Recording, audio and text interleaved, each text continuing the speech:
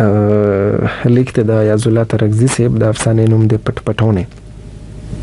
پټونه د افسانې نوم دی. په دې هیله چې تاسو د خوښي باعث وګرځيږي وړاندې کوم افسانه پټ پټونه.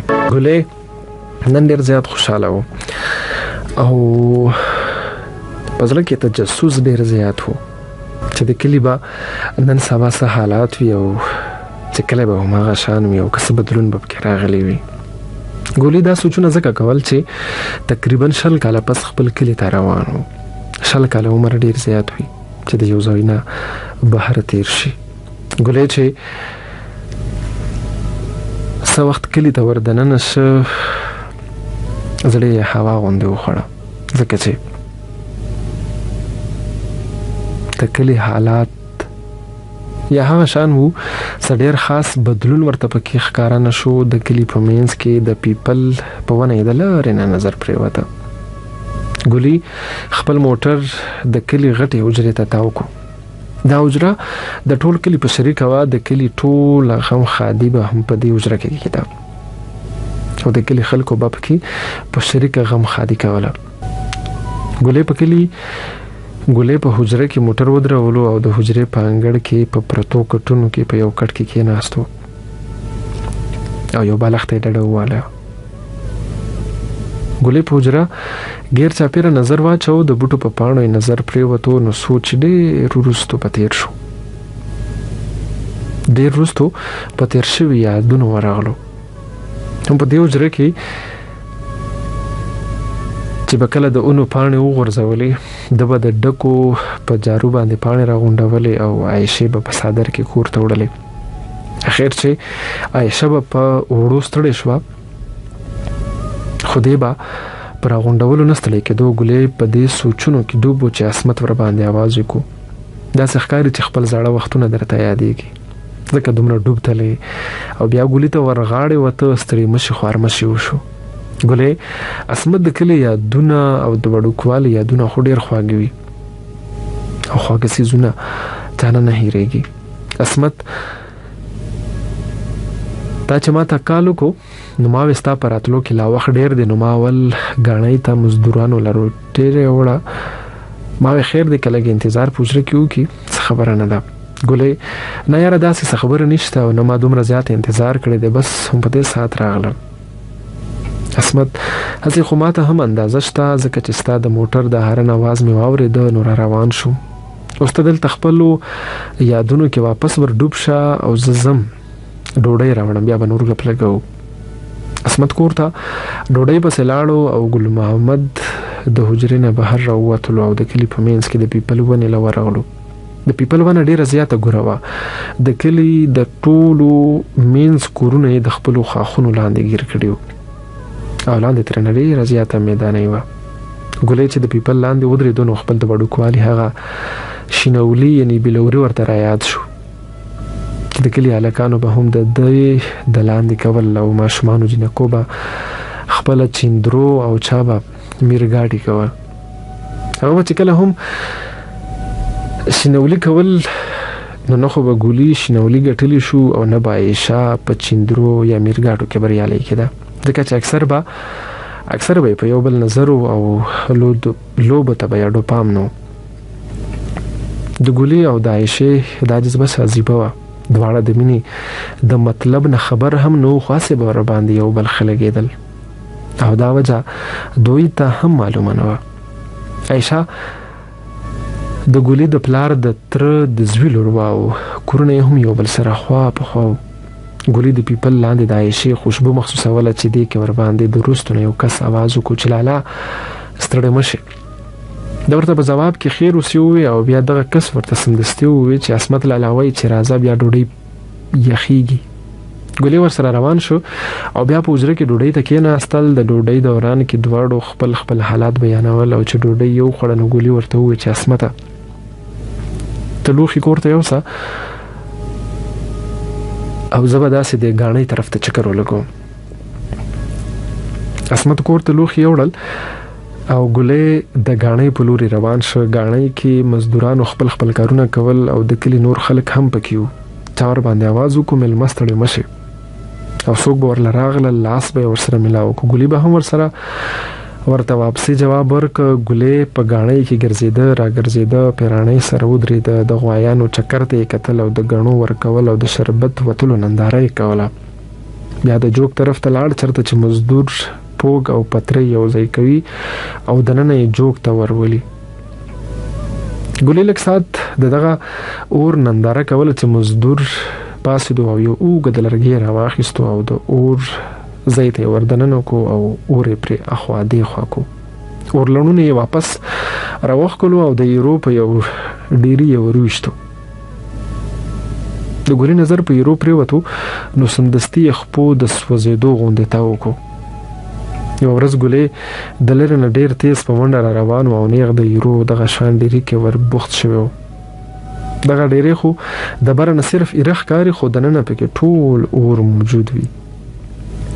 ګولې په دغه خوګلن کې ور ټوپ کړه او چې بهر ترېنه په چغو چغو راووتو نو خلکو زر کور ته ورسولو او بیا پلار ډاکټر له ښار ته بوتلو. ډاکټر ورته دوايي ورکړې وه خو ګولې د ګرځېدو نه پاتې و ځکه چې خپې یې ټولې پولې شوې وې او په کور کې به په کټ کې پروت و. هم په دغه ورځو کې به عایشه ټوله ورځ د ګولې د کره وه.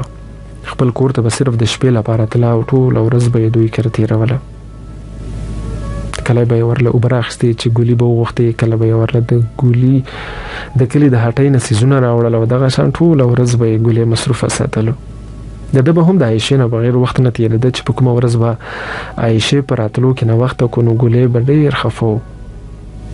هغه لا د خپل بیمارۍ د سوچونو نه وتې نه و چې عصمت ورباندې آواز وکړو راځه ځوانه پور پخېدو والا دی چې ګرمه ګرمه د پور ګوړه در باندې وخورم. اترې ته یې دا دې راچی. د عصمت آواز سره د ګولي د یادونو کړۍ وشلېدې او غاڼې ته دننه ورغلو. په غاڼې کې چې ښه ګپ شپ ولګېدو نو عصمت ورته وویل ګولي راځه چې ځو کور ته. مور مې وایي چې کور ته یې راوله. هغه هم ورسره روان شو چې د غاڼې نه کورونو طرف ته ورنږدې شول نو د ګولي په یو کندر باندې نظر پرېوته. یکدم یې د خولې نه ووتل عصمته دا کندر اوس هم لا شته. عصمت ورته وویل او د خان ورته لا ضرورت نشته نو هغه شان پروت. البته دا دیوالونه یې بارانونو سره نړېدلي رانړېدلي دي. ګولې عصمته ته صبر وکړه چې زه پکې لږ څه کر ولګوم. دا هغه کندر و چې ګولي او د کلي نورو جینکو هلکانو به د شپې دې کې پټ پټوني کول. نو ګولې به اکثر هم په دې کندر کې پټېدو او اکثر به یې شی را پیدا کولو ځکه چې نور هلکان او جینکۍ به په دې کندر کې یېرېدل. ګولې ته هم دا اندازه و چې نور څوک ماپسې دلته نشي راتلی او عایشه زړوره وه. هغې ته هم دا اندازه وه چې ګولې به هم دغلته کندر کې پټ وي او چې کله به عایشې ګولې ونیو یوه چغه به یې وکړه او مې موندې او مې موندې. عایشې به د لاس نه نیولې وه او ګولې به هم ورسره په رضا را روانو. دا د دوی د هرې شپې کیسه وه او هره شپه به دوی دا پټ پټونه لګولو. او بیا هغه شپه هغه هم یو شپه و چې ګولي او عایشې سره د کلي د نورو ماشومانو پټ پټونه لګولې او په کلي کې د خوشحالۍ شپه وه. د کلي د خان د زوی واده و. تمامه تماشه په حجره کې شروع وه. د تماشې دوران کې څه کسانو ډزې شروع کړې او ضد بار کې به یې دومره ډزې وکړې چې د تماشې کولو ډمې به یې هم د یېرې کېناستې او ګډا به یې بنده کړه. د ډزو په دوران کې د ګولي د پلار نه په خطا کې فقیر کاکا ولګېده او په هغه ځای یې ساه ورکړه. د ګولي پلار د موقع نه وتښتېده او د عصمت پلار چې د ګولي د پلار د تره زوی و د ګولي د کور ټول خلک د شپې د کلي نه بهر وویستل.